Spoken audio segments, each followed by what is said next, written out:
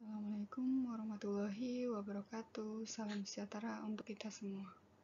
Bertemu lagi kita dalam mata kuliah analisa sensori pada program studi pengembangan produk agroindustri bersama saya, Murni Handayani.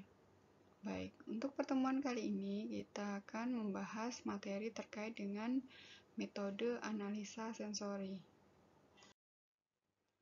Di dalam materi sebelumnya, kita sudah mempelajari terkait dengan indera dan pengukuran respon. Bahwa di dalam analisa sensori ini, kita membutuhkan kepekaan dari indera panelis. Indera manusia atau di dalam analisa sensori adalah indera. Seorang panelis adalah instrumen yang digunakan dalam analisa sensori yang terdiri dari indera penglihatan, penciuman, pencicipan, pendengaran, dan perabaan. Metode analisa sensori dikembangkan sesuai dengan tujuan analisis yang dilakukan. Pada saat ini telah tersedia berbagai metode analisa sensori.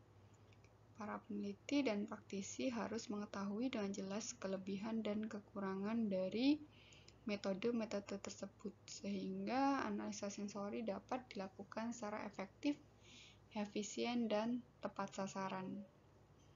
Pada prinsipnya, terdapat 3 metode analisa sensori, yaitu yang pertama uji pembedaan, yang kedua uji deskripsi, yang ketiga uji afeksi. Pengujian analisa sensori dapat menggunakan satu jenis metode ataupun penggabungan beberapa metode yang dirancang sesuai dengan tujuan. Pengujian sensori dapat dirancang berdasarkan sasaran konsumen dengan memperhatikan gender, usia, jumlah, dan frekuensi pemakaian. Daftar pertanyaan atau kuesioner harus disusun secara cermat sehingga dapat diketahui karakteristik sensori, fungsi, dan persepsi panelis terhadap suatu produk. Nah, penggunaan metode sensori juga harus memperhatikan jumlah produk yang diuji dan apakah pengujian dilakukan di laboratorium atau di rumah untuk penggunaan dalam jangka waktu tertentu. Untuk lebih jelasnya, kita akan membahas satu persatu. Yang pertama adalah terkait dengan uji pembedaan atau discriminative test. Uji pembedaan adalah uji yang dilakukan untuk mengetahui ada atau tidaknya perbedaan karakteristik atau sifat sensori antara dua atau lebih contoh. Nah, uji ini digunakan untuk menilai pengaruh perubahan proses produksi atau penggantian bahan dalam pengolahan pangan, serta untuk mengetahui perbedaan antara dua produk dari bahan baku yang sama. Terdapat banyak tipe uji pembedaan. Umumnya didesain untuk membandingkan 2-5 contoh dalam waktu yang bersamaan. Uji pembedaan yang paling banyak digunakan adalah uji perbandingan pasangan, uji segitiga, dan uji duo trio. Apabila ingin dilakukan pembandingan antara banyak contoh terhadap sebuah kontrol, maka dapat dilakukan uji pembanding jamak. Uji pembanding ganda dapat digunakan untuk mengukur kesamaan atau ketidaksamaan antara dua pasang produk untuk seluruh kombinasi pasangan yang mungkin dilakukan. Uji pembedaan tidak cocok dilakukan untuk beberapa produk, khususnya untuk produk yang membutuhkan waktu lama di dalam mulut untuk memperoleh kesan tertentu, seperti pada produk permen karet. Berbagai jenis uji pembedaan telah dirancang berdasarkan tujuan yang lebih spesifik sesuai dengan jumlah contoh, cara penyajian contoh, ada atau tidaknya contoh baku, dan analisis statistik untuk penarikan kesimpulan. Nah, kita akan membahas materi terkait dengan beberapa macam jenis uji pembedaan. Jenis-jenis uji pembedaan. Yang pertama adalah uji A bukan A. Uji ini dilakukan ketika tujuan pengujian adalah untuk mengetahui apakah ada perbedaan sensori di antara dua produk. Khususnya apabila tidak dimungkinkan adanya 3 kali penyajian atau kondisi di mana uji segitiga atau uji duo trio tidak bisa digunakan. Contoh uji ini adalah ketika membandingkan produk yang memiliki flavor yang kuat atau pada contoh yang harus dioleskan ke kulit.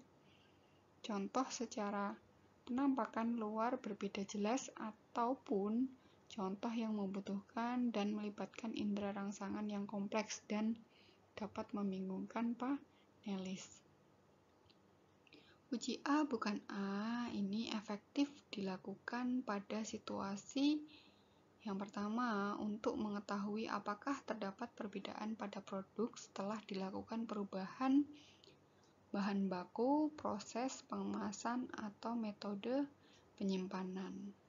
Nah, yang kedua untuk mengetahui apakah terdapat perbedaan secara keseluruhan ketika tidak ditemukan atribut tertentu yang mengakibatkan perbedaan tersebut. Contoh disajikan secara bergantian dan acak. Panelis tidak diperbolehkan untuk membandingkan antar contoh. Salah satu contoh digunakan sebagai standar atau contoh baku dan disajikan beberapa kali dalam satu rangkaian penyajian. Nah, contoh ini termasuk contoh yang relatif sederhana serta ekonomis. Yang kedua adalah uji perbandingan pasangan. Uji ini dilakukan untuk menilai ada atau tidaknya perbandingan antar dua produk. Uji ini dapat menggunakan contoh baku ataupun tidak baku. Jumlah contoh pada saat penyajian terdiri dari 2 contoh atau 1 contoh baku. Panelis disajikan 2 buah contoh, kemudian ditanyakan, misal, contoh mana yang lebih keras atau contoh mana yang lebih pahit, dan jumlah panelisnya itu mengikuti dari jenis panelisnya. Uji ini minimal 20 orang. Nah, nantinya analisis data dapat dilakukan dengan menggunakan uji statistik.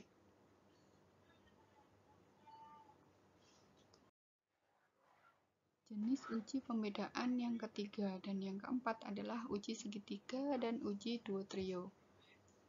Uji ini dilakukan untuk mengetahui apakah ada perbedaan sensori di antara dua produk yang telah diberi perlakuan tertentu.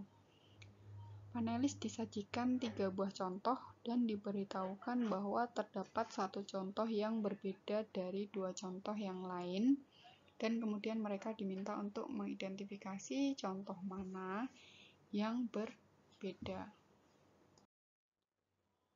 Untuk jenis yang kelima adalah uji pembanding ganda atau dual standard. Uji pembanding ganda merupakan metode uji pembedaan yang menggunakan 2 contoh baku. Uji ini menyerupai dari uji duo trio yang menggunakan contoh baku. Seperti halnya pada uji yang menggunakan contoh baku, panelis diminta benar-benar mengetahui dan mengenal 2 contoh baku tersebut.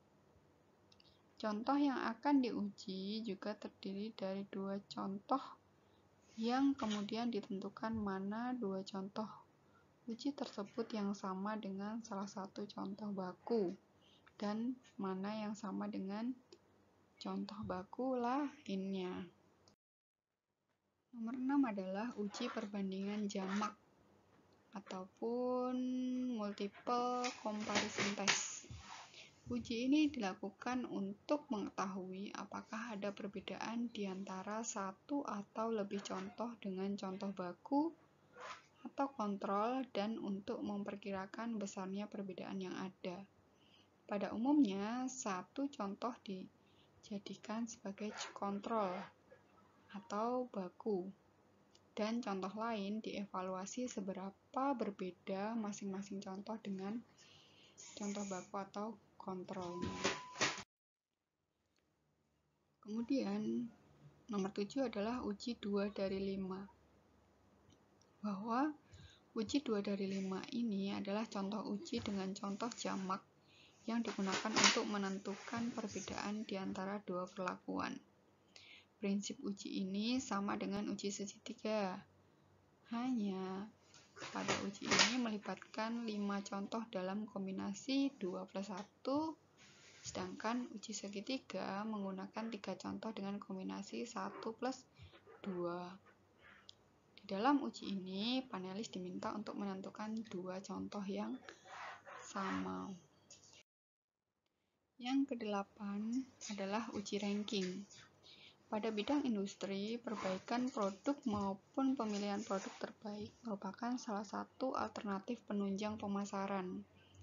Keinginan konsumen yang selalu menghendaki produk dengan mutu yang terbaik harus dapat dipenuhi apabila perusahaan tersebut ingin menjaring keuntungan atas penjualan produk yang dihasilkan. Uji ranking dapat diterapkan untuk memecahkan permasalahan tersebut. Nah, dengan menggunakan uji ini, perubahan mutu produk akibat perubahan atau perbaikan proses produksi dapat diukur dan diketahui. Apakah produk tersebut sama, lebih baik, atau bahkan lebih buruk daripada produk yang sama. Nah, di sini kita diminta untuk mengurutkan contoh berdasarkan tingkat atau intensitas dari atribut sensori tertentu. Baik, sekian untuk materi kita hari ini. Silahkan untuk dipahami. Apabila ada yang ingin ditanyakan, silahkan disampaikan di grup WhatsApp. Terima kasih. Wassalamualaikum warahmatullahi wabarakatuh.